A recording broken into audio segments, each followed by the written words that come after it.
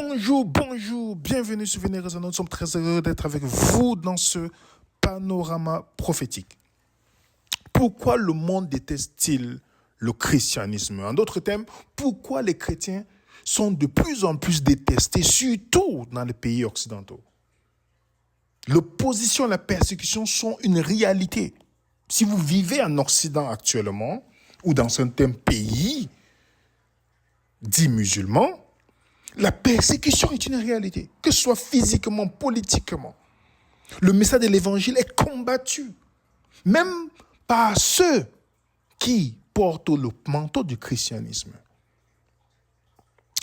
Récemment, vous savez, le décès de cet Américain, Charlie Kirk, qui est mort le 10 septembre 2025, lors d'un meeting en plein air sur le campus de l'université de Utah Valley.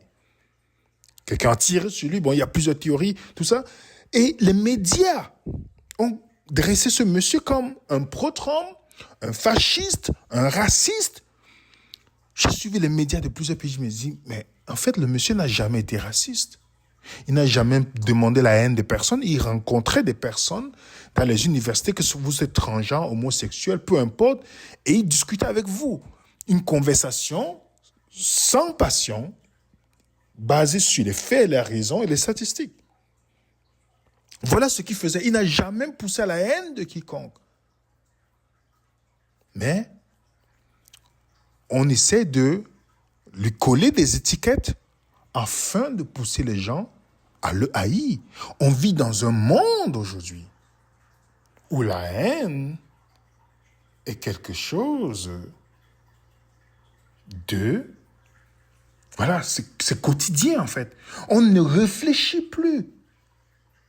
Les gens pensent qu'à force de crier, les gens sont facilement offensés. Et, par-dessus tout, les chrétiens sont bien évidemment visés dans ce processus.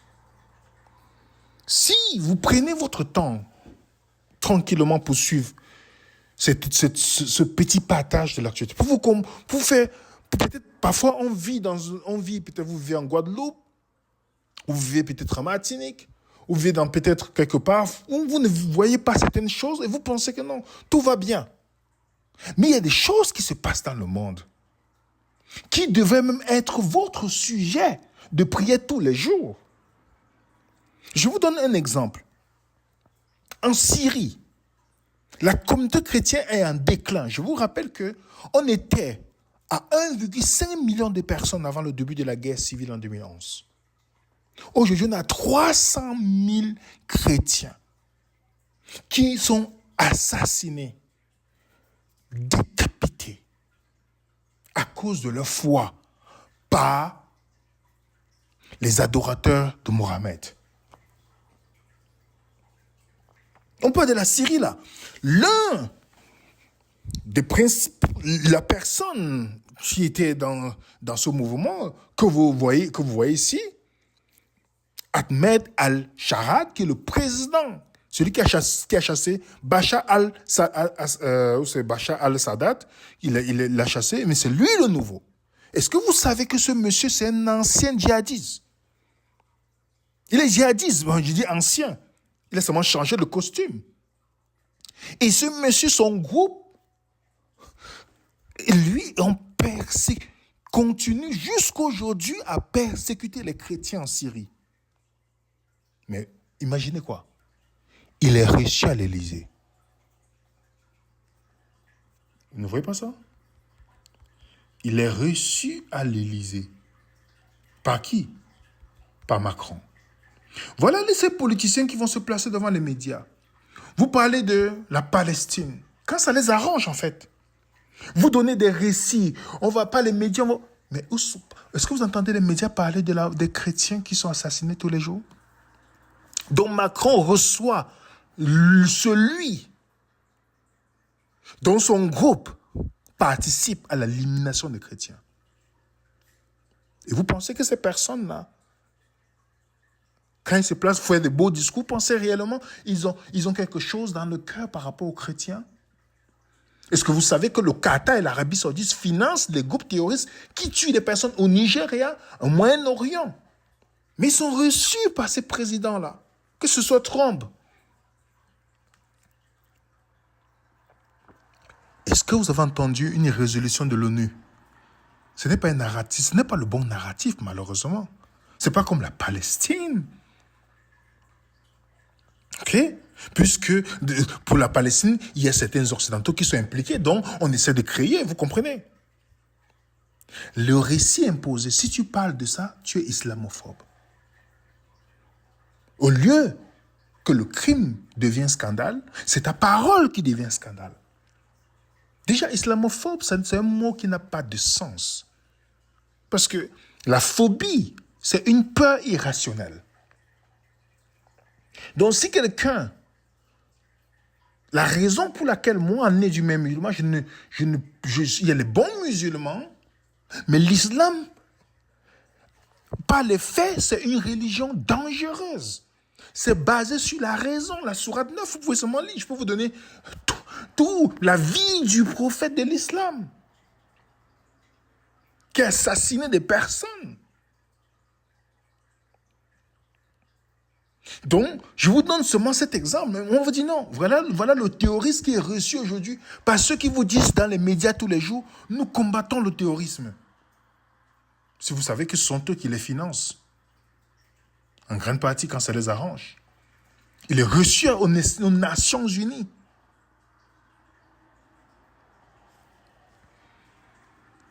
Et vous voyez comment les chrétiens sont persécutés sur le silence général des médias. La chasse aux chrétiens au Moyen-Orient. Vous avez en RDC, Congo, l'attaque. Nous étions ici le 28 juillet, il y avait 43 morts par Daesh, financés par ces pays pétroliers. Nous sommes en septembre, on est à 100 chrétiens en RDC, dans le nord du Kivu. Parce que le but des terroristes qui sont financés, c'est de déstabiliser les pays qui ont des richesses, afin de contrôler la politique France-Afrique ou néocolonialisme, comme on dit souvent, puisse profiter des ressources. Mais à travers ça, quels sont ceux qui sont visés? Les chrétiens. Vous avez 12 chrétiens qui sont jetés dans la mer par des musulmans. Ça veut dire que les gens qui prennent le bateau pour aller peut-être en Occident pour une vie meilleure, entre guillemets, ils ont soupçonné les compagnons d'être chrétiens. Qu'est-ce qu'ils ont fait? Ils ont jeté les 12 chrétiens dans l'eau. Vous avez à Lyon, en France, ce qu'on vous dit le pays des droits de l'homme, un chrétien irakien qui était en fauteuil roulant, il a été tué. Et les gens qui sont soupçonnés ont été relâchés. Est-ce que vous comprenez? Vous pensez que si c'était une autre communauté, une autre personne, vous pensez que ça devait se finir comme ça? Non. C'est un chrétien. Les églises ferment en Algérie. On ferme, on empêche les chrétiens de se réunir en Algérie. Vous savez combien imaginez un seul instant. Si quelqu'un le fait en France, vous allez voir la gauche se lever. Vous allez voir les politiciens se lever. Non, ce n'est pas comme ça. Mais quand c'est les chrétiens, non. Le silence total. Combien de mosquées sont construites en France? 2600. Combien au Canada? 755. Combien en Suisse? 300 environ. Alors posez-vous la question. Combien d'endroits où les chrétiens peuvent se rencontrer au Qatar, en Arabie Saoudite, dans tous ces pays? Satan, en se servant des dirigeants de ce monde, qui le servent consciemment comme inconsciemment, c'est Dieu qui connaît le cœur des personnes, leur objectif, le christianisme est une cible. L'islam n'est pas la cible de Satan. C'est son instrument. Les systèmes religieux, ce sont les instruments, ce sont les instruments entre ses mains. Ils ciblent le message de l'évangile. On met des gens en prison parce qu'ils se convertissent au christianisme. On chasse les chrétiens au Saint-Sépulcre de Jérusalem. Les chrétiens sont de plus en plus persécutés, tués. Au Nigeria. Le célèbre journaliste Bill Maher, animateur et humoriste aussi, commentateur politique, a remarqué récemment, voilà, il dit quelque chose de très intéressant. Il dit, mais pourquoi est-ce que la mort des chrétiens, on n'en parle pas? Est-ce que les chrétiens, est-ce qu'il y a un problème? Lui n'est pas croyant. Mais il a fait un constat.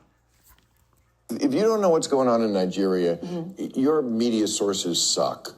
You are in a bubble. And again, I'm not a Christian, but they are systematically killing the Christians in Nigeria. They've killed over 100,000 since 2009. They've burned 18,000 churches. This is so much more. These are their Islamists, Boko Haram. This is so much more of a genocide attempt than what is going on in Gaza. They are literally attempting to wipe out the Christian population of an entire country. Where are the kids protesting this? Yeah. Thank you. No one will talk about it, so thank you. Absolutely.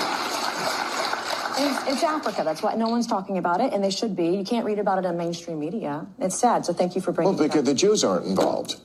That's why. It's the Christians and the Muslims. Who cares? Vous avez entendu, les amis? Le but du Boko Haram, qui est une armée financée par les pays pétroliers, vous les connaissez, ils ont des équipes de foot dans le monde, tout ça, voilà, on n'en parle pas. Parce qu'il y a les intérêts. Et qu'est-ce qui se passe? Qu'est-ce qui se passe? Ils veulent éliminer les chrétiens. Le journal Al Jazeera a dit non, c'est pas une génocide chrétien. Vous imaginez, ces mêmes médias qui parlent de la Palestine tout le temps ignorent la mort des chrétiens. Love the world and you want to see a better world. Your interest is not just free Palestine. I mean, there are more people dying in Nigeria than are dying in Palestine. I can tell you that last year alone, over 500,000 Christians were killed in Nigeria just in 1 year. And nobody's protesting. The activists are not saying anything. For me, that's hypocrisy. In the north of Nigeria, Christians are being killed daily because the Islamic militants don't want Christians to exist in the north of Nigeria. They want to see a world where there are no Christians at all. And they want to conquer not just Nigeria, they want to conquer Africa, they want to conquer Europe, and they want to conquer America. The younger generation who want to live in a better world must speak out today. And I'm calling on all advocates of a free world to... Vous avez entendu, les amis? Mais on n'en parle pas. On vous fait croire que des musulmans sont persécutés. Pourtant, ils ont des mosquées dans les pays non musulmans. Mais dans leur propre pays, non, vous ne pouvez pas le faire, en fait. Impossible. Impossible. Ils vont toujours jouer la victimisation parce que ça fait partie de comment ils avancent dans la société. Jouer les victimes. Mais est-ce que vous savez que, en termes de statistiques, les chrétiens sont les plus persécutés dans le monde? Ça, c'est juste en France. Les statistiques que vous voyez à l'écran, là. Mais dans le monde, les chrétiens sont les plus persécutés. En France, on a 1063 actes anti-chrétiens, 541 antisémites et 100 actes anti-musulmans. Mais les musulmans font comme s'ils sont les pires victimes. Ils sont les victimes dans tous les pays occidentaux. Au Canada, ils jouent les victimes. Partout, ils jouent les victimes. Et ça fait partie de l'agenda des frères musulmans qui est un courant de pensée qui a pour but d'établir le califat. Donc, qu'est-ce qu'ils font? Ils vont avancer par la dissimulation et la victimisation. Mais lorsque vous leur posez la question, comment est-ce que les chrétiens vivent dans vos pays? Ils sont tués. Comment vous vivez dans les pays occidentaux? On vous construit les mosquées. On vous permet de pouvoir vivre votre vie religieuse. Au point où vous commencez la provocation. Parce qu'à Montréal, ils viennent devant les églises prier. Ils commencent les provocations. Vous ne pouvez jamais faire ça dans un pays musulman. Jamais de votre vie. Et vous savez pourquoi les politiciens laissent? Parce que justement, étant au service de Satan, il y a la cible, la haine du christianisme. À Montréal, ma ville Montréal, où j'ai passé une grande partie de ma vie, on inflige une amende à une église parce qu'elle a accepté un chanteur chrétien, soi-disant que c'est un pro-Trump. Quelqu'un est venu lancer une bombe à l'intérieur de lacrymogène et la personne n'a jamais été inquiétée. Mais si vous étiez passé dans une mosquée ou quelque part, vous allez voir les politiciens se lever. Mais les chrétiens, non. Et qu'est-ce qui s'est passé? On a on a annulé tous ces concerts, même virtuels, tout. Mais lorsqu'un prédicateur islamique est voulu venir en Montréal, qu'est-ce qu'on a fait? On a permis qu'il puisse faire sa conférence à distance à l'université de l'UQAM, qui est au centre-ville de Montréal. Pourtant, ces personnes, il a un message contre les homosexuels, contre les femmes, contre tout. Mais non, vous ne voulez pas attaquer ça. Et le premier ministre libéral, Mark Carney, vous écoutez son discours devant une association musulmane. This is a special day. And the message of Eid resonates in this room, across the city, and I may say it should resonate with all Canadians. It's a story that some of us hear with slightly different nomenclature, whether the prophet is called Ibrahim or Abraham, Ishmael or Isaac. The lessons and values of Eid are the same.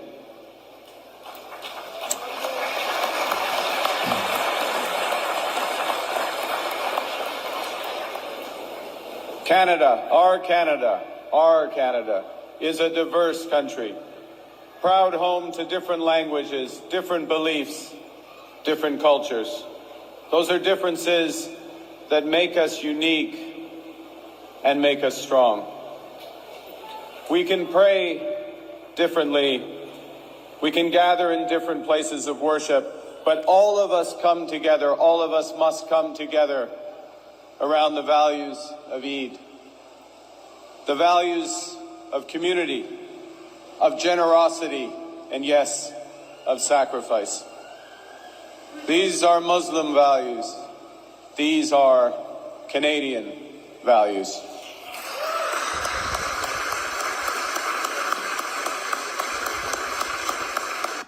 Vous avez entendu? Est-ce que vous avez entendu que les valeurs islamiques sont les valeurs canadiennes? On parle d'un pays qui est chrétien. On parle d'une religion qui renie que Jésus est crucifié et qu'il est le Fils de Dieu. On parle d'une religion qui renie la fondation du christianisme, la résurrection. Mais cette religion est la valeur.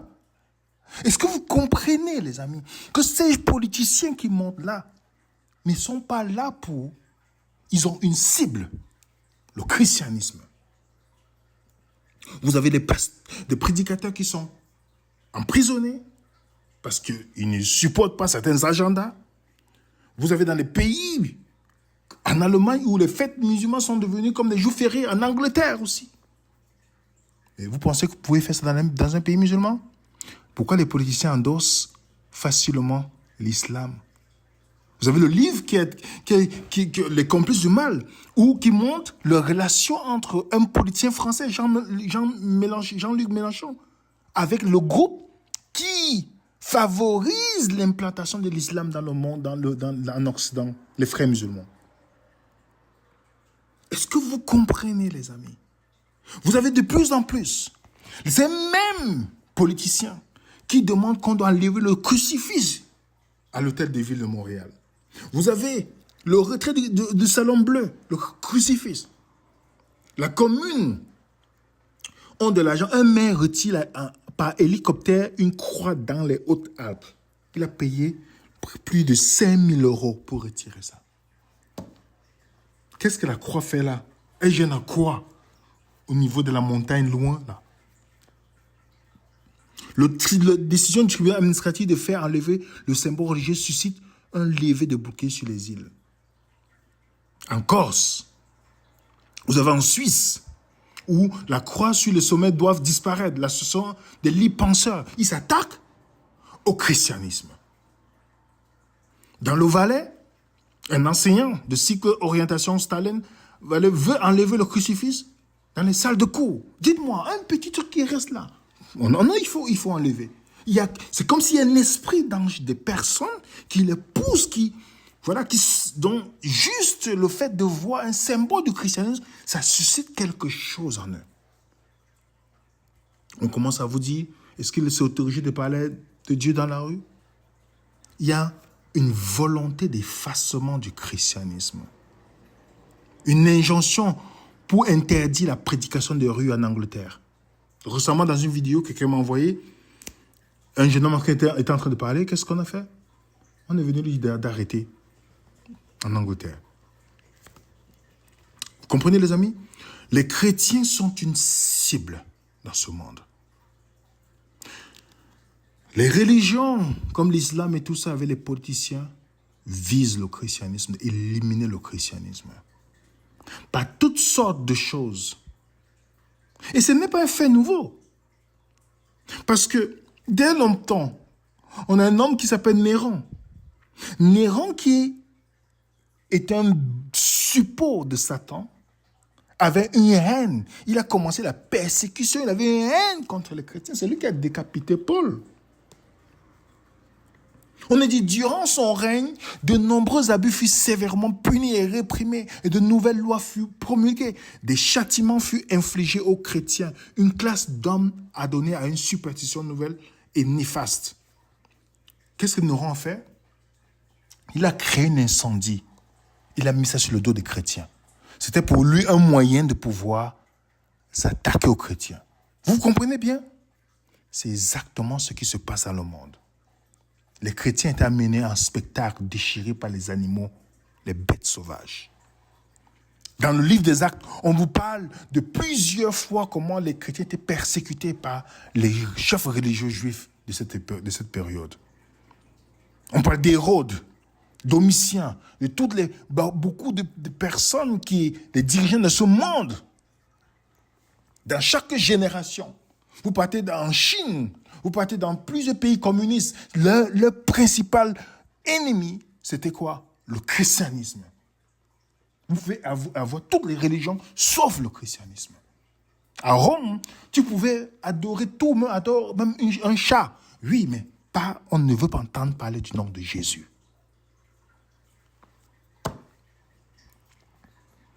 Est-ce que vous pensez que c'est un fait nouveau?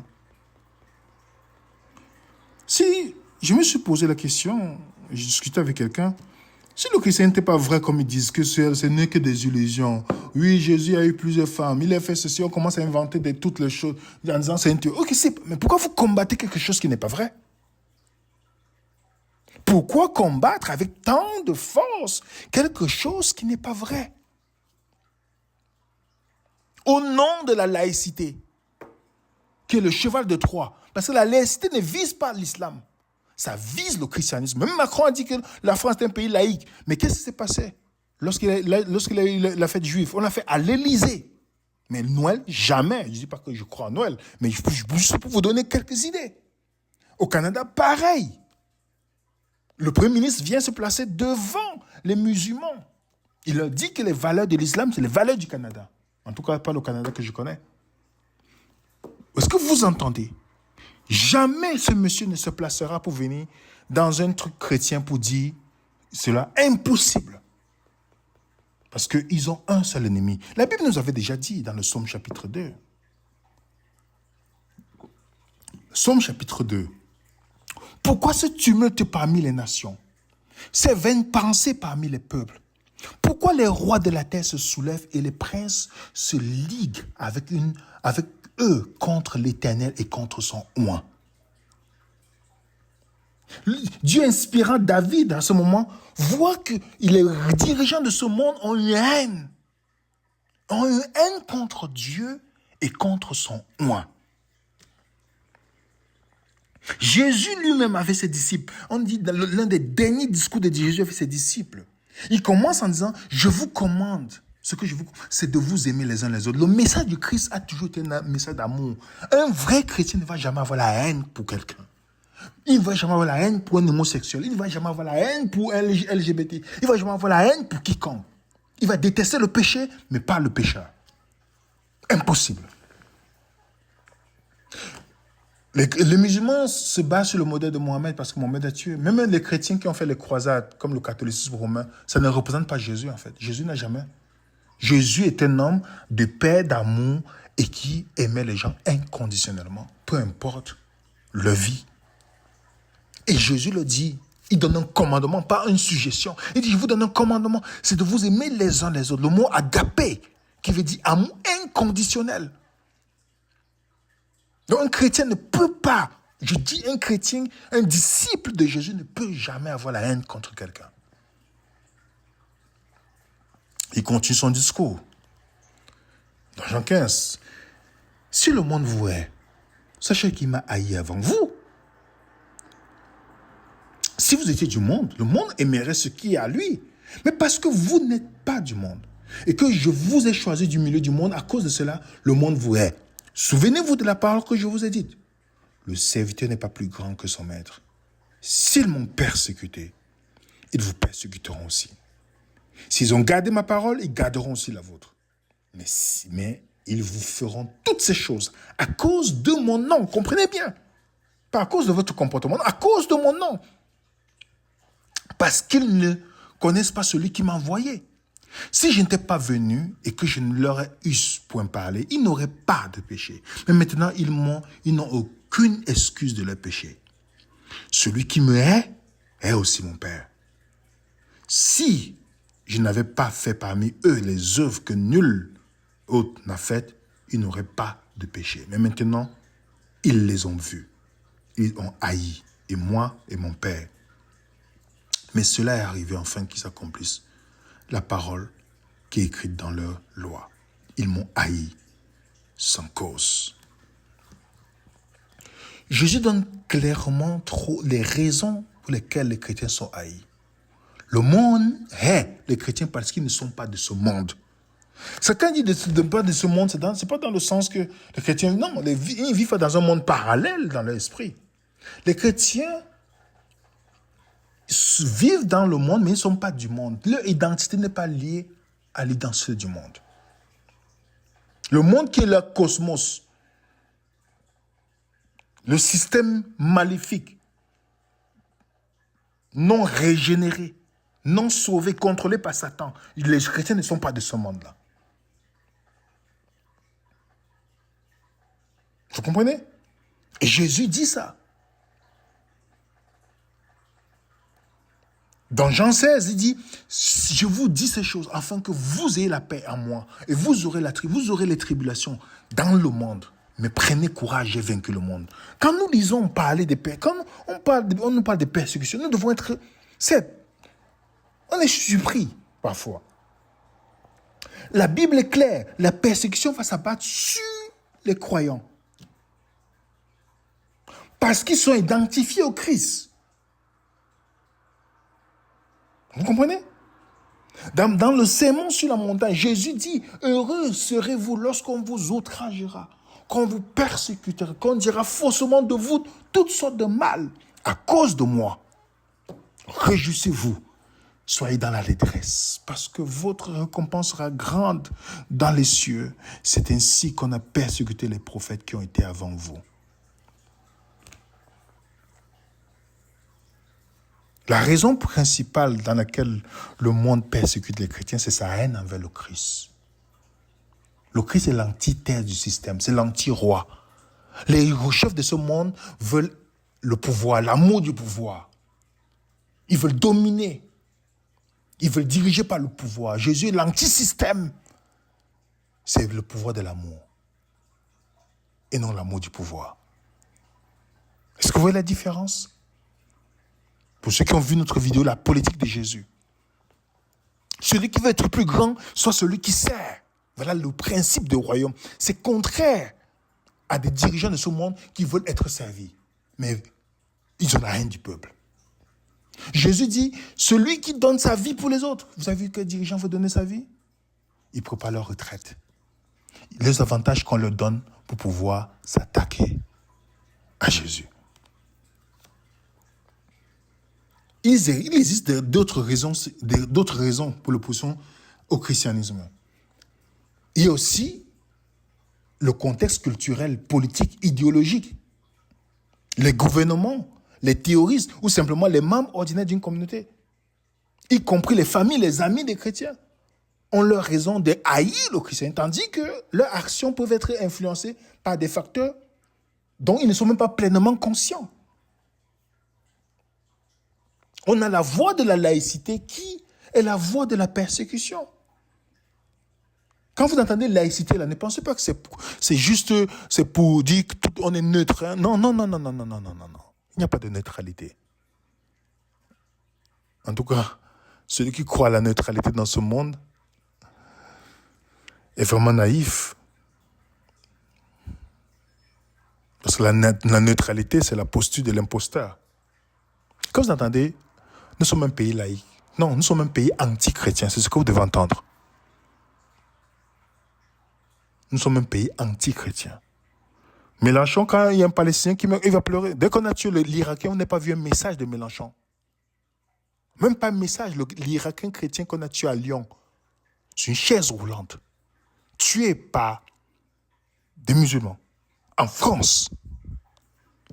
Vous avez entendu? Non.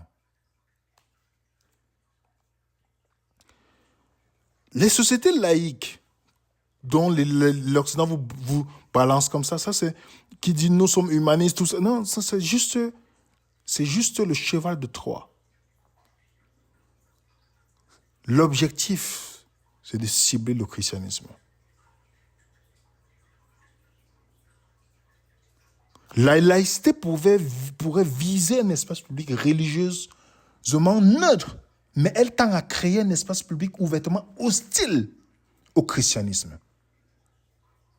Autant plus que le discours public et l'élaboration des politiques sont désormais dominés par une nouvelle idéologie dominante, le progressisme. Okay? Le progressisme vise à démanteler l'éthique et la croyance chrétienne. Vous n'allez jamais voir les gens de même sexe, je n'ai rien contre eux, aller dans une mosquée et réclamer qu'on les bénisse là-bas. Ils vont jamais, mais ils vont cibler qui? Les chrétiens. Vous comprenez un peu? Parce que le progressisme est un thème très large qui englobe un certain nombre de théories. L'idéologie, la croyance, notamment les points sur les vues libéraux sur le mariage, la sexualité, l'identité de genre, l'éthique médicale. Ceux qui adhèrent à ces points de vue tendent à s'opposer à la religion en général. Vous n'avez pas remarqué? Au christianisme en particulier, en raison de ce qu'ils considèrent comme des conceptions dépassées.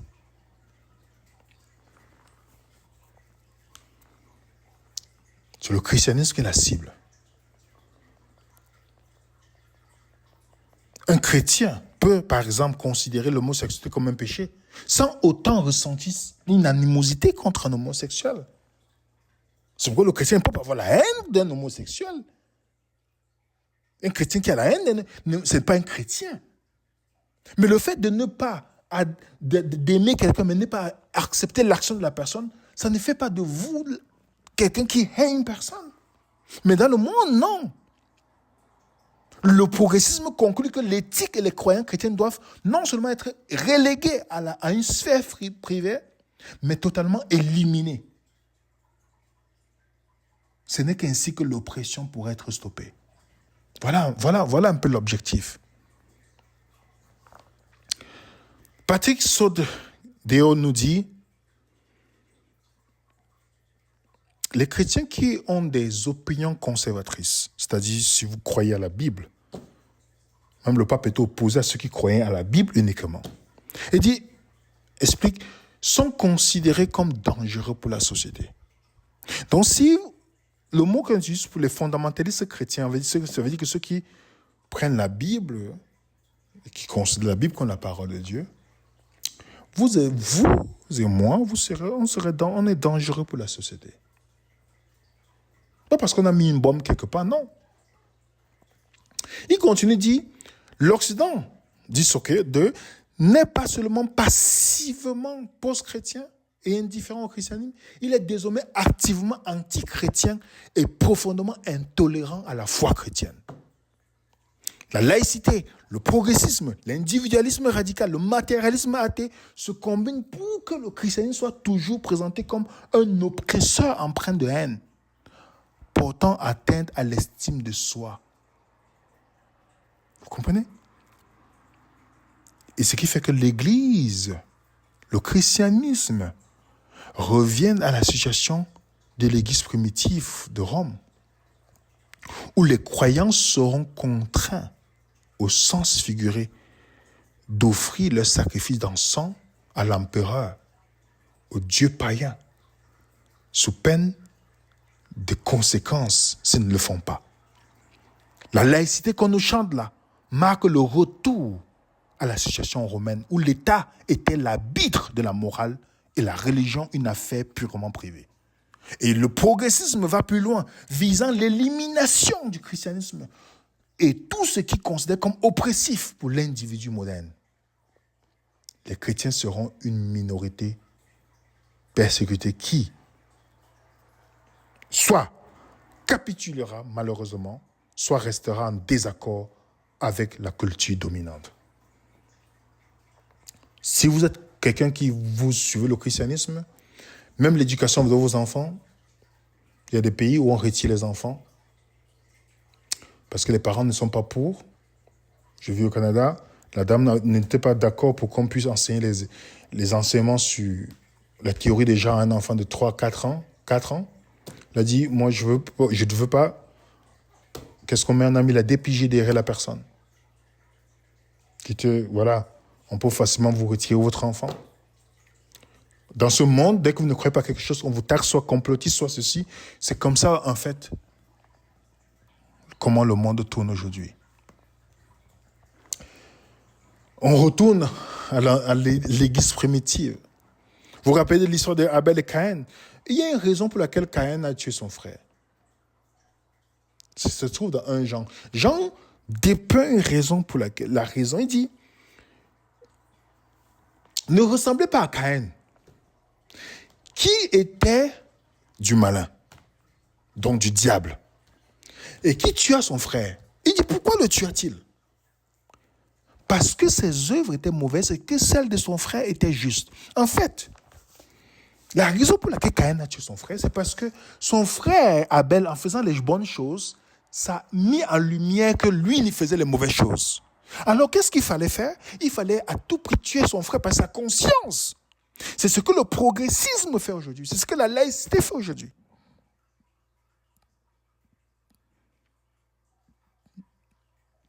Le chrétien n'a jamais la haine pour quiconque. Mais on essaie de faire passer le chrétien comme celui qui a la haine des autres. Et de plus en plus, les mêmes personnes qui sont progressistes, laïcs, qui vont se plaindre quand on tue un Palestinien. Moi, je ne suis pas pour la mort de quiconque, peu importe qui vous êtes, parce que c'est toujours les créatures de Dieu. Mais comme c'est la mort d'un chrétien, ça n'a pas d'importance.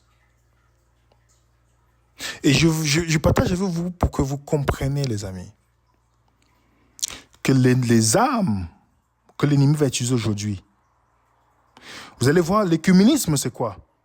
C'est le christianisme qui commence à se tourner, comme dans l'Empire romain, aller offrir les encens aux dieux païens. C'est l'écuménisme, en fait. Tout en disant qu'on est chrétien.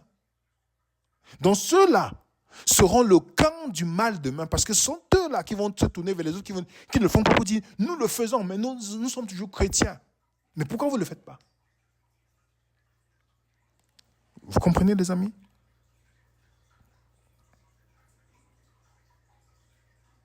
Pourquoi il a tué son frère? Parfois, vous allez faire des choses bonnes, sans toutefois être dans la concurrence avec quiconque. Mais parce que ce que vous faites de bien expose ce que les autres font de mal, ça va susciter la haine dans leur cœur. Mais comme je dis toujours, et comme c'est toujours le cas, celui qui suit Jésus comme modèle dans cette société ne peut pas avoir la haine de quiconque. Le christianisme est la cible parce que c'est le message qui répond aux besoins du cœur de l'homme. C'est le message de la liberté. Vous connaissez la vérité va vous affranchir. La liberté qu'on nous promet dans le monde, c'est l'esclavage, l'enchaînement. Quand ces gens vous parlent de liberté, vous avez vu ce qui s'est passé le Covid? Ils ont pris les hommes comme des animaux. Le humanisme qui vous dresse là n'est que l'enchaînement. Parce que je n'ai pas vu Jésus-Christ essayer de dominer sur les gens ou leur imposer quelque chose. Je n'ai pas vu Jésus demander de tuer les gens parce qu'ils ne croient pas à ce qu'ils ne croient pas. Non! Mais plus il persécute les chrétiens, la bonne nouvelle, je termine avec ça, mais plus il persécute les chrétiens, le célèbre théologien latin Tertullien avait dit, le sang des martyrs est une sémence des chrétiens. Ça signifie que la persécution des chrétiens, loin de les anéantir, renforce et multiplie leur foi, car leur mort pour la cause de leur religion pousse d'autres personnes à se convertir. Est-ce que vous comprenez? De plus en plus que vous voyez le monde en train de décliver vers le progressisme, la laïcité, pour attaquer le christianisme, ça fait l'effet inverse. On a de plus en plus de jeunes qui se convertissent. On a des musulmans qui se convertissent au christianisme. On a des Palestiniens qui se convertissent secrètement au christianisme. L'endroit où le christianisme croit de plus en plus, c'est l'Iran, les pays musulmans. Les gens ils adorent Dieu clandestinement. Le christianisme est en vent mondial. Le christianisme mondial a le vent en poupe. On observe, j'ai interrogé l'intelligence artificielle, bien que je n'aime pas ce mot. On observe une tendance notable des jeunes. En particulier en France, ils se convertissent au christianisme. De plus en plus, il y a une autre vidéo où ils ont commencé un média qui dit, mais il y a un phénomène qui se passe dans le monde. On a de plus en plus de jeunes qui se tournent vers le christianisme. Peu importe, même que ce soit catholique, peu importe, protestant, peu importe. Mais il y a quelque chose qui se passe dans le monde. Pourquoi?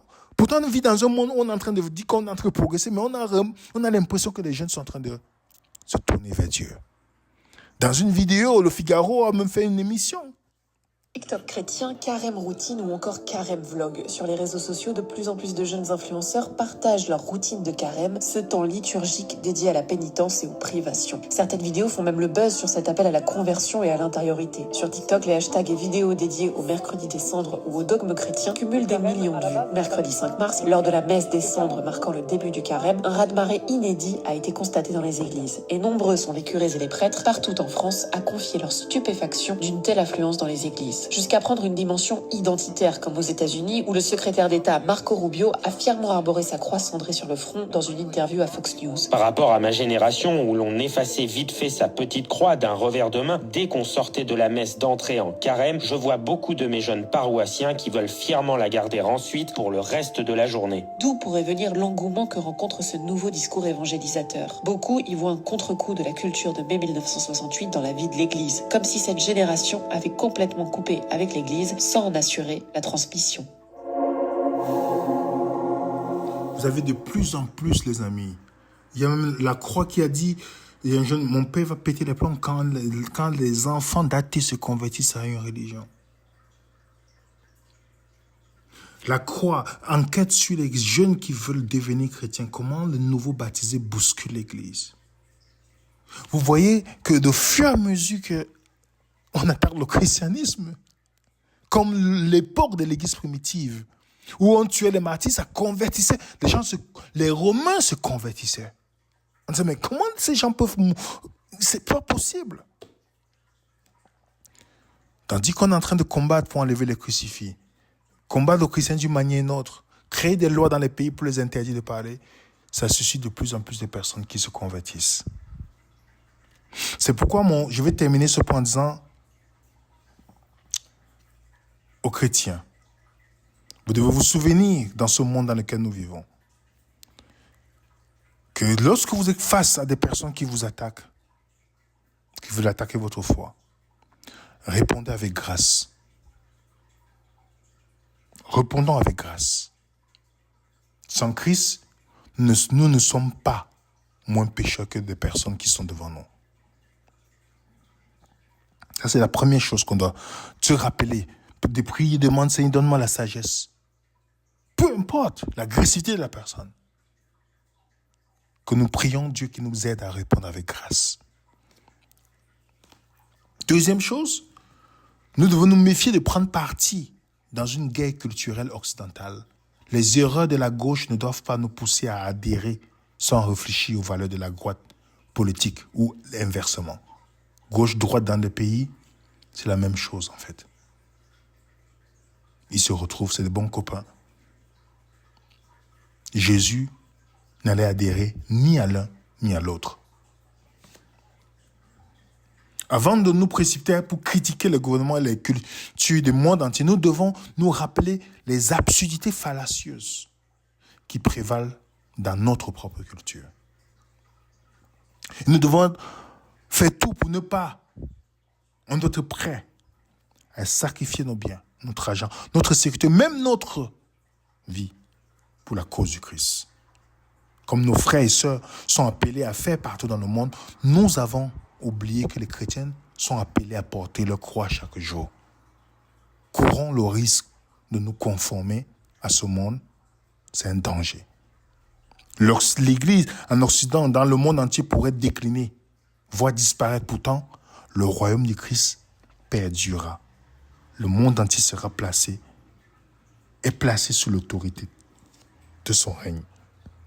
Mais nous devons, comme Paul dit, nous sommes une lettre que Dieu envoie dans le monde pour être lue.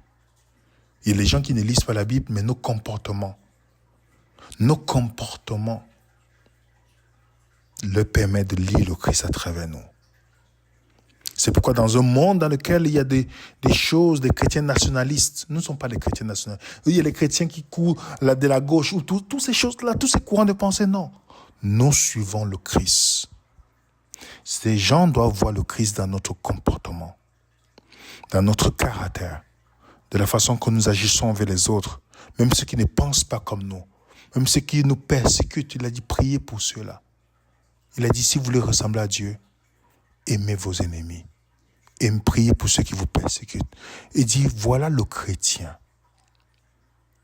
Soyez parfaits comme votre Père Céleste est parfait. Alors, ça c'est mon message d'encouragement pour tout un chacun. Malgré les persécutions que vous pouvez vivre dans vos familles, par votre mari, par votre femme, par vos amis, par des personnes que vous pensez qu'ils ont la même foi, par tout, rappelez-vous une chose. Vous devez agir comme le modèle qui est le Christ. Dans l'amour, dans la paix, dans le respect, surtout dans l'amour inconditionnel. Et ne jamais se coucher avec la haine de celui qui vous a fait du tort. Mais plutôt intercéder et prier pour que le Seigneur visite cette personne. C'est ainsi que vous ressemblerez. C'est ainsi que nous ressemblerons au Christ. Si les gens vous persécutent, ne répondez pas comme eux. Aimez-les. Nous devons les aimer, pardon. Aimez-les comme le Christ les aime. C'est ça le véritable christianisme. Ne vous mettez pas avec les gens qui s'associent au nom de Jésus pour haïr d'autres personnes. Ne le faites pas. Vous ne représentez pas le Christ.